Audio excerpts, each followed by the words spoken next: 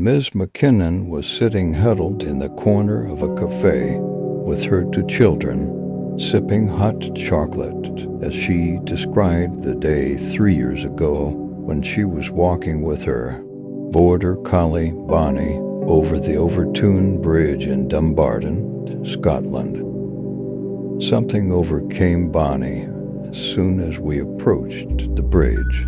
Ms. McKinnon said at first she froze, but then she became possessed by a strange energy and ran and jumped right off the parapet. A bewitched dog lured to leap off a bridge by malevolent force. It sounds like a preposterous scene straight from an old Twilight Zone episode. But Ms. McKinnon's dog is one of hundreds that Scots insist have suddenly been compelled to throw themselves off the Gothic stone structure. Since the 1950s, many have ended up dead on the jagged rocks in the deep valley bed below.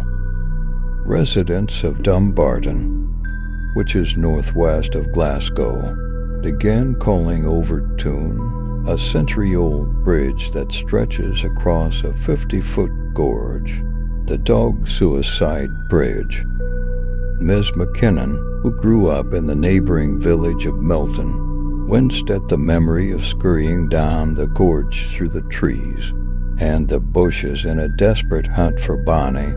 But when she approached the dog's body, Bonnie started to whimper and eventually tried to stand up. It was a miracle that she survived, she said.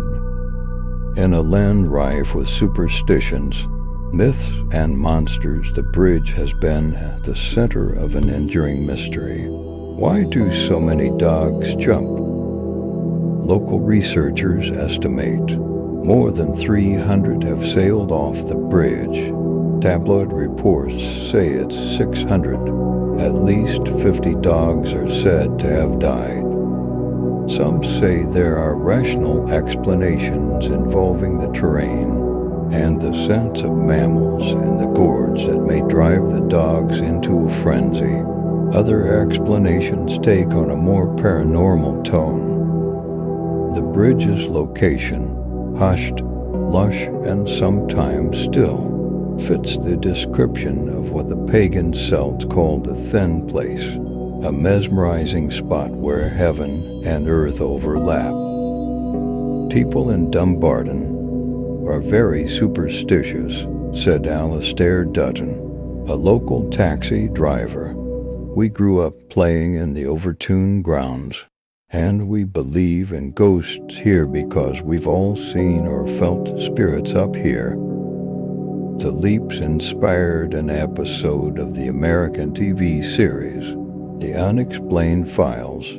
An entire book is dedicated to exploring the phenomenon. But despite all this attention, the mystery lives on unsolved. From a distance, the ornate Victorian-era bridge, built by wealthy industrialist James White, appears as an extension of the 19th century mansion's driveway built next to it in Dumbarton. Closer up, the bridge's three arches spanning the Overtoun burn, a small river, can be seen standing amidst the dark granite railings of the bridge. It's easy to forget that the area below descends into a deep valley. Bob Hill, the current tenant of the nearby mansion now called Overtoun House, mentioned that he and his wife observed several dogs suddenly jumping from the bridge more than 17 years ago when they moved into the property. However, the Texas pastor, Mr. Hill, who manages a local center for women in crisis, had a down-to-earth explanation: the scent of small animals running in the passage beneath the bridge drives the dogs crazy. Then, if leashed, they break free and jump. Hill said dogs catch the scent of mink, pine martens, or another mammal and then leap over the wall because it's tapered. so they'll tip over yet. He admitted that Overtown's grounds are more spiritual than other parts. Scotland is a place where supernatural events are quite common in people. Paul Owens, a Glasgow-based teacher of religion and philosophy who grew up in a town near the bridge and recently published a book about the mystery, firmly stands on the supernatural side when it comes to explaining the jumping dogs. Sitting outside a bar on a rainy day in Glasgow, he said, "After 11 years of research, I am convinced there is a ghost behind all of this." Owen's theory is popular among some locals who heard stories about the grieving widow of James White's son, known as the White Lady of Overtoun. Dumbarton resident Marion Murray said, "The woman lived alone in anguish for more than 30 years after her husband's death in 1908. Her ghost has been hiding here since then. She's been seen wandering around the windows and gardens."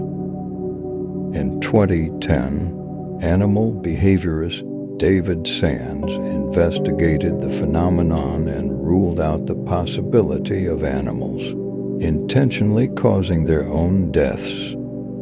Experiments on the bridge reveal that dogs, especially those with long noses, were interested in the scents of animals below. Dr. Sand suggested that dogs' limited perspective turns the bridge, extending over a deep gorge from a flat road, into an ignorance of the deep drop and airborne set sail. Yet he admitted that the bridge evoked a strange feeling. Some locals found his theory reasonable, but many here still insist that these jumps remain unexplainable. They question why the phenomenon doesn't occur to the same extent on other bridges where mammals roam below in Britain. Mrs. McKinnon insisted with a stern tone, "Troubled spirits aren't lurking on other bridges, despite its eerie reputation. The Overtoun estate continues to be a popular area for dog walks, and most dogs are off-leash." Pastor Hill said, "Many people don't believe the story until they see it for themselves, and even then, they don't think the same thing will happen to them." One day, Emma Dunlop, who claimed to have heard horror stories, still took her Labrador hunting dog, Ginger, for a walk to Overtoun. She didn't unleash him until they were out of the car. "He never tried to jump," she said, "but sometimes when he gets on the bridge, he freezes or hesitates, so I'm always cautious." Ginger jumped out of the car, circled around his owner, and headed straight for Overtoun Bridge without hesitation. But then Ginger froze and stared at something on the bridge that appeared empty to the human eye. Mrs. Dunlop, claiming that Ginger saw the ghost of the bridge, said, "Yes, here, the White Lady is there." The dog went berserk, and Miss Dunlap was barely able to escape with her dog.